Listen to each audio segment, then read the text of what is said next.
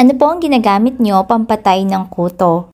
Ever since puppy pa si Kuya Harley, ito na yung ginagamit ko sa kanya. Kaya naman ito na rin yung ginamit ko kay Galina, NexGard Spectra. Hindi lang siya para sa tick and fleas, pati na rin sa iba't ibang klase pa ng parasites. Kaya pwede na rin siya as dewormer. Ito na rin yung pang deworm ko or pampurga ko sa kanila.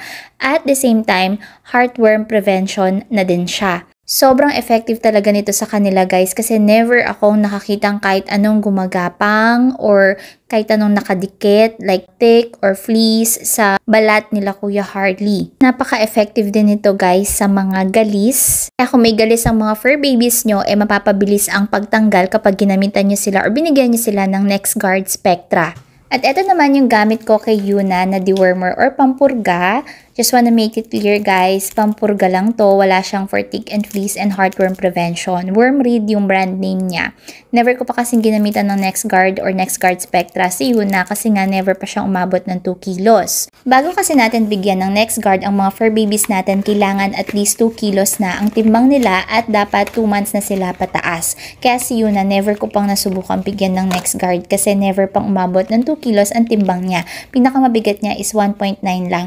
Ganun lang talaga. At hindi na talaga lumalaki si Yuna. Sobrang liit lang niya.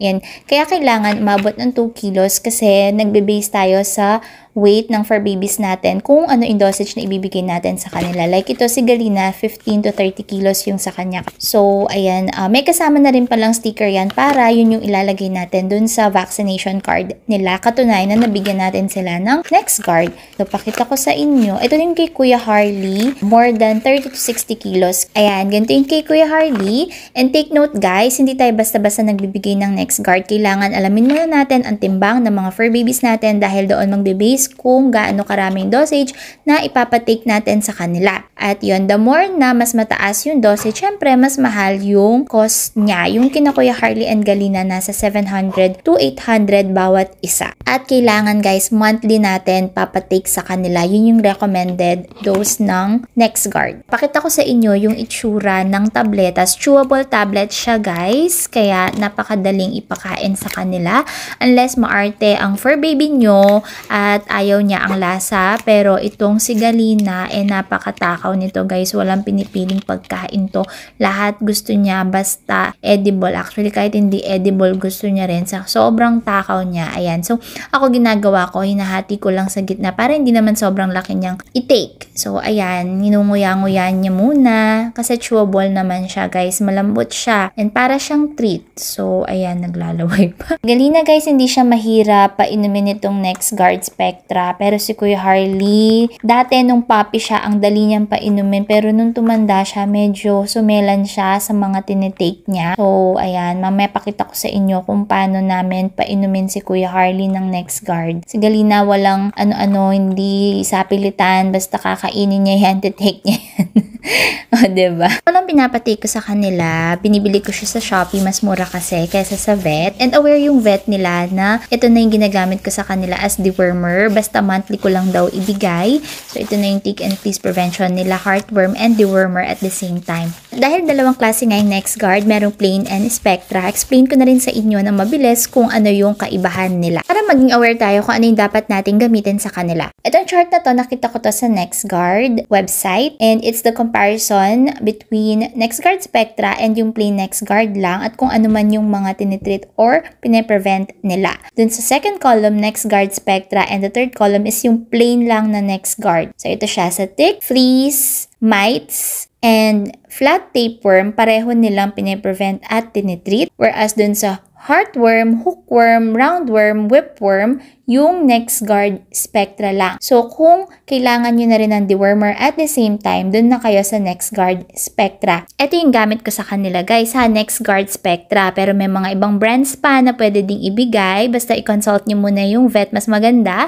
para at least alam niyo kung ano yung mas makakabuti para sa mga fur babies nyo. Meron kasi pinibigay na every 3 months. Itong NexGard Spectra, every month siya dapat ibigay. So, aware yung vet nila Kuya Harley, and siya rin ang nag-advise na ito na yung ibigay ko as dewormer sa kanila. Basta monthly ko lang daw dapat ibigay. So, yun ang advice ng NexGard company. Kailangan every month binibigay siya. Basta sundin lang natin, wala namang mawawala. Pera lang naman natin ang mawawala. Ayan. Or at least para safe na din ang mga fur babies natin kasi mas malaki ang gagastusin natin kapag nagkasakit sila. Kung sinabing every month, kailangan ibigay natin every month kasi minsan kapag naglalaps tayo ng mga ilang buwan, pwedeng may makapenetrate pa at makapasok pa na parasite or tick or flea sa kanila at ang mahirap nun is magkasakit sila at mas gagastos pa tayo ng malaki. So ayan, ganyan namin painumin si Kuya Harley ng NexGard Spectra dahil nagseselan na siya sa mga tinitake niya. Nung puppy pa siya guys, sobrang dali niyang painumin pero ngayon ganyan na, pahirapan na. Kaya ganyan yung ginagawa namin. At dahil malaki yung chewable tablet niya, hinahati namin sa 4 para mas madali at hindi siya ma-choke. Hindi kasi ako nasanay guys na hinahalo yung mga supplements, vitamins or yung mga gamot na pinapatake sa kanila doon sa mga kinakain or iniinom nila like sa dog food, milk or water nila. Ayoko kasi na ma-associate nila yung lasa, lalo na kung ayaw naman nila yung lasa ng gamot or supplement na kailangan nilang i-take. Ayoko ma-associate nila yun sa mga kinakain nila kasi baka hindi na nila kainin or tanggihan na nila yung mga pagkain or inumin nila. Talagang hiwalay ko laging binibigay. Kung syrup yan, sinisiringe ko yan. Mas maganda syempre kung inumin or kakainin nila ng maayos, pero syempre kung ayaw nila, ayan, ganyan ginagawa namin. Parang kay Kuya Harley. So ayan, didikitan ko na ng sticker yung vaccination card nila, lalagay lang yung date, tapos yung sticker, and yung pangalan ko lang. Katunayan na ako yung nagbigay. Ito naman yung kay Yuna. Again, dewormer or pampurga lang to guys. Wala siyang tick, flea, mites, heartworm prevention. So never ko pang nabigyan ng mga ganon si Yuna, and luckily, pag pinapatest ko siya is wala naman. So negative naman siya for heartworm, and never naman ako nakakita sa kanya ng kahit anong gumagapang sa balat niya. Never din siya nagkaroon ng mites or galis or kahit anong skin problem, kaya napakaswerte ni Yuna. Siguro dahil hindi ko siya masyadong nilalabas and dahil wala rin namang garapata sila Kuya Harley and Galina, which is mostly naman ang lumalabas talaga si Kuya Harley. Si Galina madalang lang din naman for exercise lang. And si Yuna, siguro palagi ko nakakatulong yung vitamin B complex na tinitake niya, yung Top B Plus multivitamins niya kasi nabasa ko na ang B complex daw nakakatulong pangontra ng kuto, garapata. Coconut oil, once in a while, binibigyan ko naman din siya. So, palagi ko nakakatulong yung ganon. Pati na rin yung shampoo niya, which is Me Madre de Cacao, yung shampoo na top breed na ginagamit ko sa kanya. So, palagi ko nakakatulong yung mga ganon kay Yuna. Ganyan yung itsura niya.